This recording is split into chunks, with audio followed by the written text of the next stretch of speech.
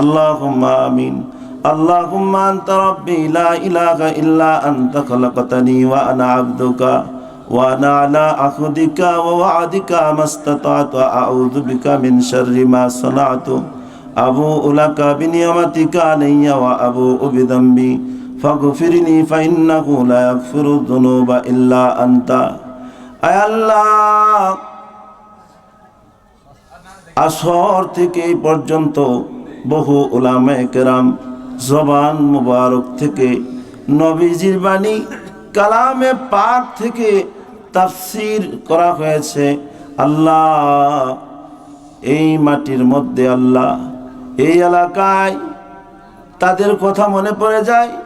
ও মালিক, যারা এই এলাকার মুরব্বিয়ে কেরাম ছিলেন, আয় আল্লাহ, এই পর্যন্ত যত মুরব্বিয়ে কেরাম যা আলোচনা হয়েছে লক্ষ কোটি গুণে বাড়ায়া হযরতে আহমদ মুস্তফা মুহাম্মদ মুজতবা দুজাহানের বাদশাহ হুজুরে পাক সাল্লাল্লাহু আলাইহি ওয়াসাল্লামের রওজা মোবারকে পৌঁছায় দেন। সাহাবায়ে কেরাম আবু বকর, ওমর, উসমান, আলী, হাসান, হুসাইন, বড় থেকে বড় সাহাবী, বড় থেকে বড় তোমার বুজুর্গনে দিন, বুজুর্গনে উলামায়ে কেরাম সহ আল্লাহ যাদেরকে আপনি পছন্দ করেন, পছন্দিদা বান্দা বান্দীদের উসিলায় আজকের মাহফিলকে আপনি কবুল আর মঞ্জুর করে নেন। আয় আল্লাহ, খাস করে আল্লাহ এলাকার যত মুরব্বীদের কথা মনে পড়ে যায় এই মসজিদ করতে গিয়া। আয় আল্লাহ, আব্দুর রশিদ মেম্বার, মরহুম আব্দুর রশিদ মেম্বার, আয় আল্লাহ, মরহুম আব্দুল আজিজ মেম্বার, আয় আল্লাহ, আলহাজ মরহুম আলহাজ নজরুল ইসলাম সাহেব, আয় আল্লাহ, ও আল্লাহ, মরহুম আলী হোসেন, আয় আল্লাহ, অনেক মুরব্বিয়ে কেরাম, তাদের নাম হয়তো আমার জানা নাই। আল্লাহ, এলাকার অনেক মুরব্বিয়ে কেরাম দুনিয়ার জমিন থেকে বিদায় হয়ে গেছে। আল্লাহ, এই মাহফিলের আয়োজন থেকে আল্লাহ তাদের রূহ মুবারকের হাদিয়াটুকু পৌঁছে দেন। আল্লাহ, আল্লাহ, যারা এই মাহফিলকে আল্লাহ কষ্ট মেহনত করে আল্লাহ মাহফিলকে সাজাইছেন, আল্লাহ মাহফিল নিয়ে আল্লাহ সকলের ভিতরে যত দ্বিধা দ্বন্দ্ব আছে সব বাদ দিয়া সামনে আরো সুন্দরভাবে মাহফিল করার তৌফিক দান করেন। আল্লাহ, জাতির হেদায়েতের উদ্দেশ্যে আল্লাহ ঘরে ঘরে কোরআন ও হাদিসের বাতি আপনি জ্বালায় দেন। আল্লাহ, শ্রোতা বক্তা আলেম ওলামা সবাইকে আল্লাহ দ্বীনের জন্য কবুল আর মঞ্জুর করে নেন।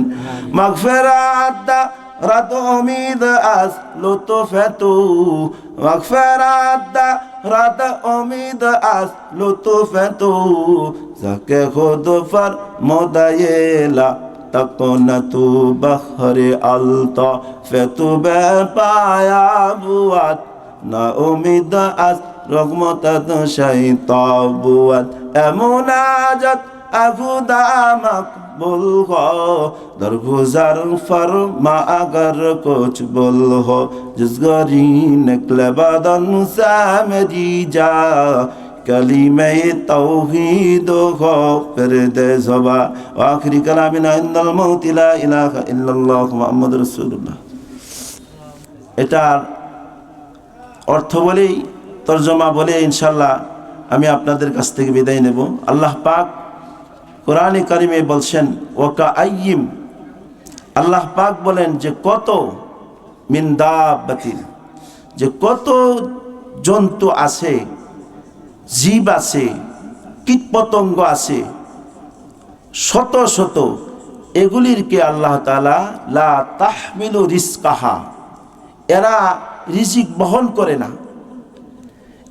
এদের কোনো চিন্তা নাই, এরা রিজিক বহন করে চলে না, কিন্তু আল্লাহু ইয়ারযুকুহা ওয়া ইয়্যাকুম, অথচ আল্লাহ তাআলা এদের কাছে রিজিক পৌঁছায় দেন। সুবহানাল্লাহ।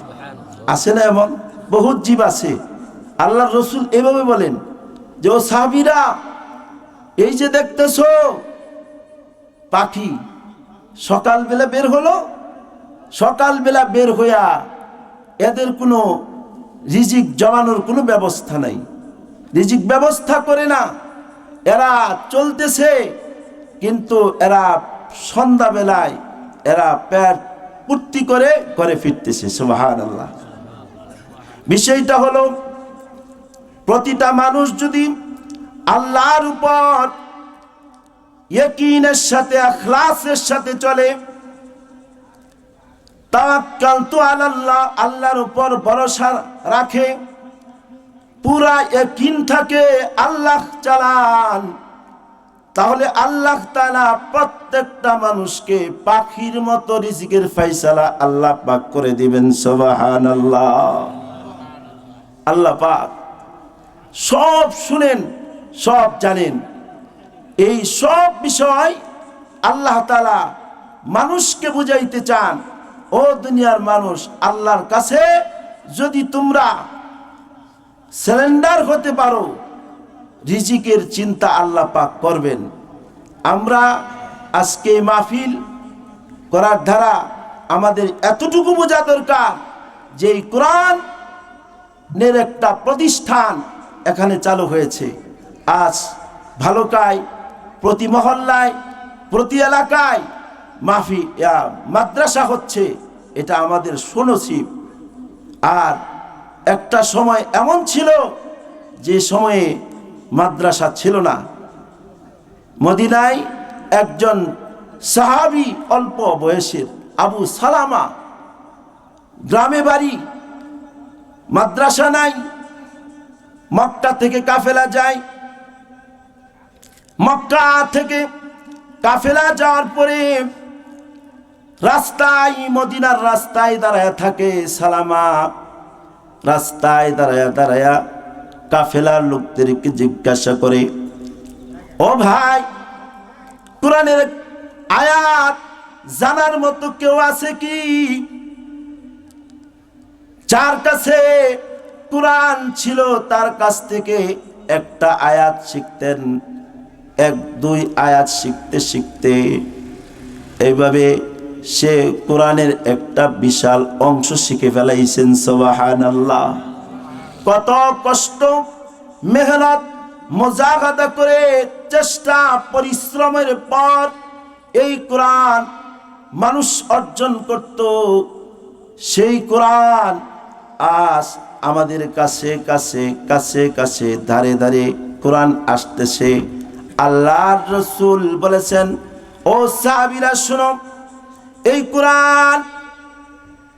কোরআন কার ঘরে? প্রত্যেকটা ঘরে ঘরে যাবে। কারো ঘরে সম্মান পাবে আর কারো ঘরে সম্মান পাবে না। যার ঘরে সম্মান পাবে রে সাহাবী, সে আমার প্রকৃত বান্দা হবে, প্রকৃত উম্মত হবে। যার ঘরে আমার এই কোরআন, এই আল্লাহর কোরআনটা সম্মানিত হবে। এই কোরআন যার অন্তরে ঢুকবে, যার অন্তরে এই কোরআন দখল করবে, আল্লাহর রাসূল বলেন তাকে সম্মানিত করবেন। আমার পাশে বসা সাখাওয়াত সাহেব, ওনার ভিতরে কোরআন ঢুকার কারণে আল্লাহ পাক ওনাকে অনেক সম্মানিত করেছেন। যার ভিতরে এই কোরআন ঢুকবে, যেই ঢুকবে সেই সম্মানিত হবে। সে যেই হোক, সে যে বংশের হোক, সে যে বর্ণের হোক, সে যে গোষ্ঠীর হোক, কোনো অসুবিধা নাই। এই কোরআন যার কাছে ঢুকবে, এই কোরআন তাকে সম্মানিত করবে। এজন্য ভাই, আজকে মাদ্রাসা বেশি হওয়াতে আমাদের কাছে বেশি লাগে না, না, কিন্তু মাদ্রাসা এখন একটা কথা দরকার। আগেকার মাদ্রাসা চলতো কালেকশন দিয়া, এখন একটা কালেকশন দরকার।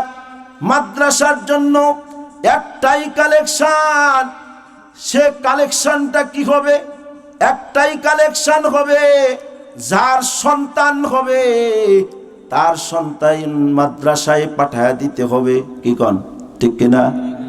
যার সন্তান দুনিয়াতে আসবে, ছেলে হোক আর মেয়ে হোক, ছেলের মাদ্রাসাও আছে, মেয়ের মাদ্রাসাও আছে। এখন ছেলে হলে মাদ্রাসায় দিতে হবে, মেয়ে হলেও মাদ্রাসা দিতে হবে।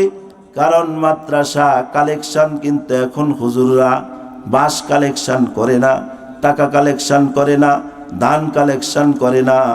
এখন একটাই কালেকশন চলে, যেটা হলো ছাত্র কালেকশন। কি কন, ঠিক আছে কি না?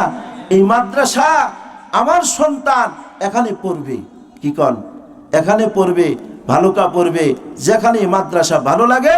সন্তান মাদ্রাসায় পড়া ছাড়া থাকতে পারবে না, মাদ্রাসা পড়া ছাড়া কোনো সন্তান থাকতে পারবে না।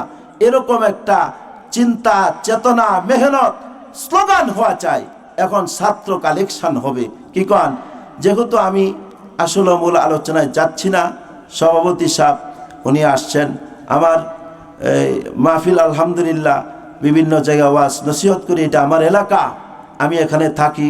আপনাদেরই অনেক মানুষে বলে দেলোয়ার হুজুর আমাগর, এটা আমি ভালোই মনে করি, খারাপ না। তারা আমাকে আলহামদুলিল্লাহ সে আমাদের হুজুর, যাক, এটা আমাদের হুজুর বলাটা এটাও একটা ভাগ্যের বিষয়, কি কন, ঠিক কিনা? এটা আমাদের হুজুর বলে, কারণ এটা দীর্ঘদিন মেহনত করছি, প্রায় দীর্ঘ 10 বছর বিভিন্ন জায়গায়, প্রায় বালুকায় খেদমতের বয়স প্রায় 20 চলতেছে, প্রায় 20। এই জন্য আল্লাহ তাআলার কাছে দোয়া করি যাতে আমরা আসলে মূল আলোচনায় যাইতে পারলাম না, কারণ যেহেতু অনেক ওলামায়ে কেরাম এখানে আসেন, সভাপতি সভা আসেন, তা আমরা একটাই কথা, যে কোরআন প্রতিষ্ঠান, এই প্রতিষ্ঠানকে ধরে রাখা ইমানি দায়িত্ব। আল্লাহর রাসূল বলছেন, যার অন্তরে কোরআন নাই তার ভিতরে কিছু নাই, আর কোরআন আছে সব আছে, কোরআন নাই কিছু নাই। কথা বুঝতে পারছেন বিষয়টা? কোরআন আছে কিন্তু তার সব আছে, আর যদি কোরআন নাই কিছুই নাই, তাহলে কোরআন দরকার আছে না আমাদের? এই কোরআন আমাদের দরকার। আল্লাহ তাআলা এই কোরআনের সাথে গভীর সম্পর্ক কায়েম করার তৌফিক দান করুক। আমিন। ওয়া আখিরু দাওয়ানা আলহামদুলিল্লাহি রাব্বিল আলামিন। আসসালামু আলাইকুম।